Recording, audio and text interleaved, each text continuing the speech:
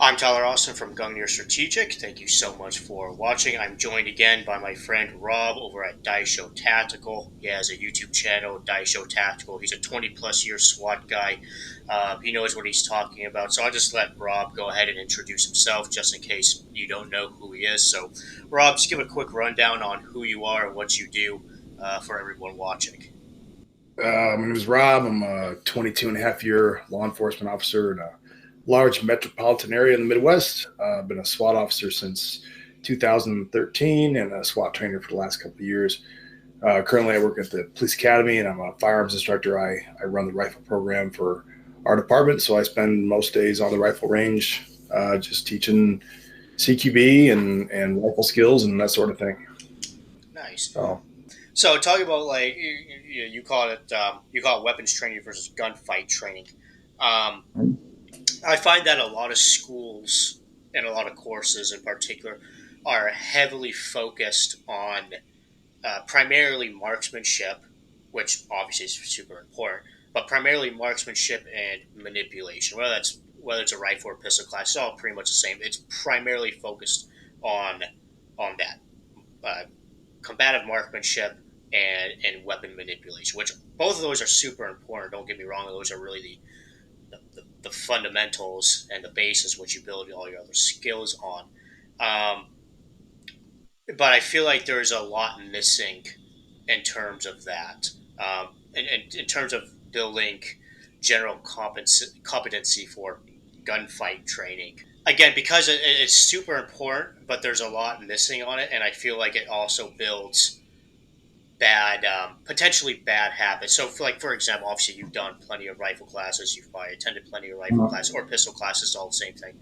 Everyone, virtually the entire class is all shooting on a line. So all the students are lined up and they all do whatever they're doing, their drills and all that. So there's no movement to cover. There's no like drawing while moving to cover. No getting your rifle up while moving to cover. No, there's very limited shooting around cover or over cover. There's a lot of there's just a lot missing from that. And so, what are things that you do for your rifle classes to incorporate more of that? Past just the um, fundamentals of here's how you shoot the gun accurately and here's how you reload it. yeah, I don't think that my department is like cutting edge on this. I think this is fairly common.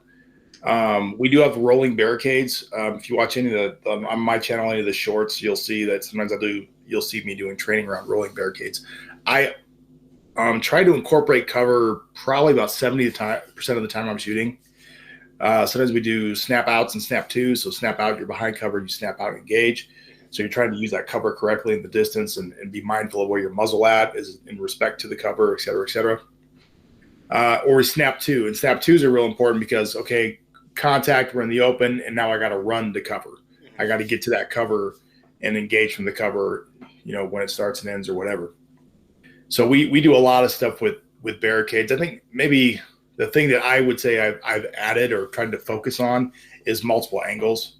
Instead of just always putting the target directly in front of the piece of cover, I'll put a variety of targets and have the officer change their perspective on the cover relative to that target. So they're maximizing their cover relative to what they're shooting at. And I change that throughout the drill. That's a big thing I like focusing on in particular. Using vehicles as cover. Back in the day, we had and we still have them. They're the barriers, but they had all the steps and the little shapes in them. Yeah, yeah, yeah. What are they called? It's Uh, escaping me. I don't know what they're called. Probably, It, maybe, it'll probably, come. probably like something like a stairwell barricade or something like that, or step It'll come to barricade. me. It'll come to me in a minute. I feel bad I don't know it, but yeah. So those were all the rage. Like, fuck, it's probably been 15 years now. But they were the shit, and we still got them at our range, and that they mostly collect dust because one, they're a pain in the ass to bring back and forth, and two, we don't shoot through triangles. We don't shoot through little rectangles. The cover aspect was nice. I mean, that's kind of cool. But for me personally, I put stuff out on the range like here's a car that's gutted out, so you're going to do different shooting positions around that car. Here's a vertical cover piece, which is more common what we use, whether it be the edge of a wall, a tree, a building, whatever. A just simple vertical cover post or a threshold. Yeah. right? That vertical cover piece is more common for what we use in law enforcement. Something And then like I'll use 90-degree something, cover, essentially. right? Yeah. And I'll put like a barrel out there or just something else, big chunk of wood, but something else that you can work around just to work on bracing. Mm-hmm. I find that is a lot more effective than using those barriers with little goofy shapes. I mean, I think there's a place for them, but I would rather use something a little more realistic. Yeah. Now I'm going to assume for your context is obviously law enforcement and SWAT. Um, so the majority of your fights are going to happen either standing or in some sort of crouching position. Do you guys focus on any sort of other positions like prone or non-conventional shooting positions, or is that just so it's just so niche that it's just like we're just going to focus more on the standing and the crouching aspect of it? On the SWAT side, we mostly stick to standing and a little bit of kneeling. Obviously kneeling's a thing. We don't do a lot of prone. Yeah. Prone is basically zeroing. And, if we're doing our quals, we do some prone shooting at 100 and a little bit more at 50. But prone is just kind of understood. It's just something it's part of the game, but we really don't focus on it because we don't shoot from fighting positions prone. I don't know. Outside of maybe a sniper, SWAT sniper. But right, but even snipers are mostly tripods now. Our team is almost not exclusively tripods. I was a hard sell on the tripods. It really took a long time. Yeah. I'd rather build a position with bags and stuff. Yeah. But I have found over time, especially when we started getting some really good tripods, I'm like, yeah, okay, I can shoot better from this tripod than I can building a position with bags and a bipod. I just can't. Yeah. It just takes, it's a different type of shooting, and I had to develop that skill. But as far as the SWAT team goes, it's a lot of standing and a lot of moving and using cover and shooting off thresholds. That's what we do. And accuracy is relative. When your gunfights are at 15 feet and you're trying to shoot a man-sized target, how difficult is that? How much real precision does it take? Or is it more important that we get those rounds on target quickly, accurate enough? Yeah. But I like challenging my guys to change gears. So I'll have a bunch of different targets up there. One of them will be a hostage taker target with a relatively small hit zone in that cranial vault, up here. And I'll say, okay, shoot this one, shoot this one, shoot this one. I'll say hostage. And they know that means shoot the hostage taker. And now they have to change gears from fast to brace, breathe, slow, squeeze, make that hit. I need to give them I want them to have that kind of ability to change gears quickly when they have to give me that super accurate, what I call a high liability shot, which might not even necessarily be a hostage. It might just be there's a lot of innocence in the background or whatever. Or you're in an apartment complex and you have to take shots of it. Right. I need them to be able to take that high liability shot on demand and then go back to just, regular, just room clearing. Yeah. So do you guys do any sort of, because obviously police officers, they tend to work in pairs, ideally at least. Do you guys do any sort of things like onlining? We have basic anti-fratricide rules. Online, body block, 45 greater than 6 feet off the muzzle, all this stuff. And you practice, you have one guy run up and engage a target, and then the next guy runs up and has to get into a position where he can safely engage that same target. Yeah, that's basic stuff. They get basic weapon flow stuff. Yeah. Onlining, muzzle beyond flash, all that good stuff. Yeah. 101 weapons handling. It's a safety thing. And I think it's really what separates your more professional teams from maybe the more, I don't want to be overly negative here, less experienced maybe.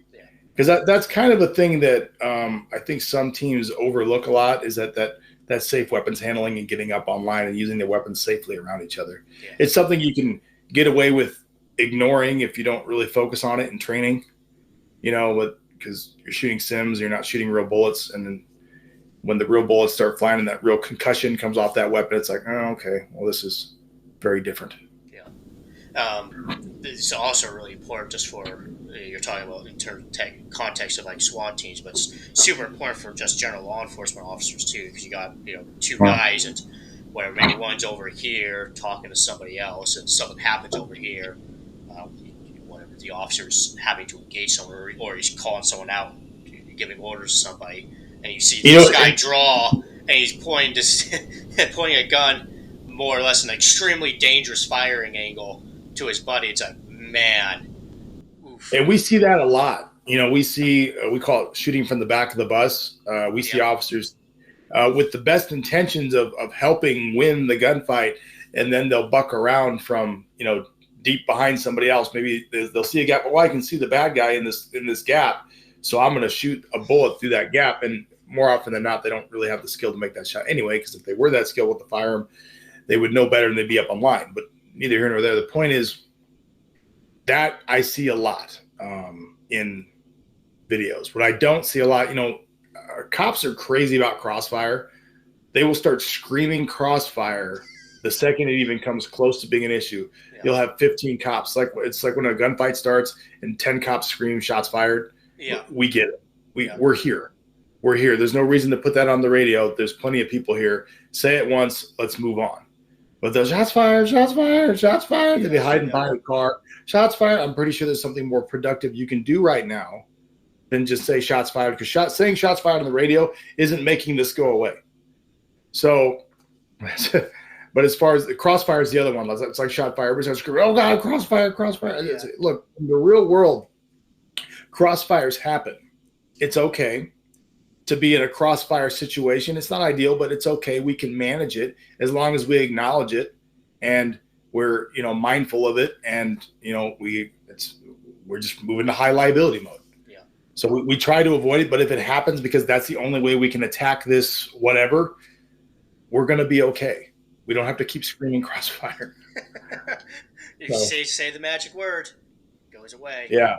That's actually why I wanted to ask you about that. So going back to the onlining and muzzle beyond flesh stuff, obviously you guys implement that. What are ways, like, for example, the people who are very used to kind of like your standard shooting courses where everyone's online, there's very little movement. They're certainly not doing any sort of, say, firing angles or anything that where you're actually offset or anything like that. When they go to classes where where it's more dynamic, maybe it is a team movement class, whatever. The people who don't have any experience doing that, it's very telling, because they're like, how do I move this rifle or pistol? Where do I put it to have in a safe position where I'm not muzzling this person when I'm moving around them? Or it's like the gears are turning because they're like, I was never taught this and I don't know what to do. So what are some of the things you implement so that way there's none of that going on? If I'm teaching a CQB class, that's the first thing we cover is weapons flow. Okay. So I cover basically two ready positions: low ready, high ready. There's more of them, but those are the two, the basic ones. There's flat stock and some other shit, but low ready and high ready. We do a couple quick ready ups. Work on that, manipulating that safety on and off, so we're clear on how I want that done. Okay. And then we move on to our two safe positions, okay, which is going to be Sewell, weapon straight down, or high carry, which is straight up. I don't really care which one you use. It's kind of contextual when you're going to use one or the other. But if you're doing one of those, chances are you're not wrong. Yeah. Chances are you're doing it correct. We just can't be sweeping our muzzles across people.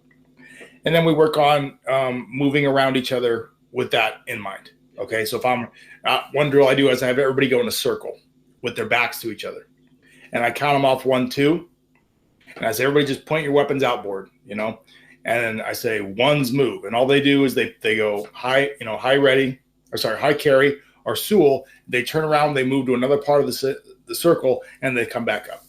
And I go twos move, ones move, and they just keep moving across the circle just so they get used to it. If I'm not pointing my weapon at something and I'm moving, I got to be here or I got to be here. And then we'll have them move, they'll be online, and I'll have them, okay, now move to the other side of that person. And then we'll have them do it, from high carry, and have them do it from Sewell, and they move back and forth. And it's very basic shit. Okay. But that's like the step one. I have to know that you're going to handle that weapon safely like a big boy before we move on to stuff, other more dynamics things. Yeah. And this is important too, because you might not just be moving around a teammate. You might just be moving around innocent people. Like people, it might be your wife, your kids, or whatever, right? I mean, learning how to move around people with a loaded firearm when you need to get online with them or push past whatever's the case, wherever you need to move. Being Yeah, it's not. already comfortable and trained and well practiced, and hey, I know where I need to put my muzzle to keep it safe, rather than trying to learn that on the job, so to speak, or in the moment. Yeah, and I think that's kind of a more advanced thing on the civilian side. It really isn't in training circles.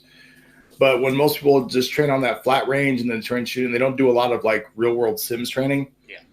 But they don't really get an appreciation for how important that stuff is. And shooting sims, you're never going to get appreciation for how powerful that muzzle blast is coming off that rifle, and how much damage it can do to people. Yeah. Right. And how you really until you start shooting real rifles around other people at close proximity, you don't really get an appreciation for it. Especially in a structure. Yeah, I mean, to a basic rifle school for patrol officers, I'll give them a little bit of exposure to that because it's important, but not really a ton. And it's near the end of the week. It's a week-long class because it's really kind of advanced, and they got to feel it. I want you to experience this in training, what that muzzle blast nearby you feels like in the safe context, obviously. But I don't want the first time that to happen to be in a shooting like, oh shit, and it's overly shocking to you. On the SWAT side, we do it all the time. We do it constantly. But on the patrol side, it's very limited because it's dangerous. It's dangerous training. I have to make sure I have to check all the boxes to make sure you do everything else correctly before I'm going to put you in that situation.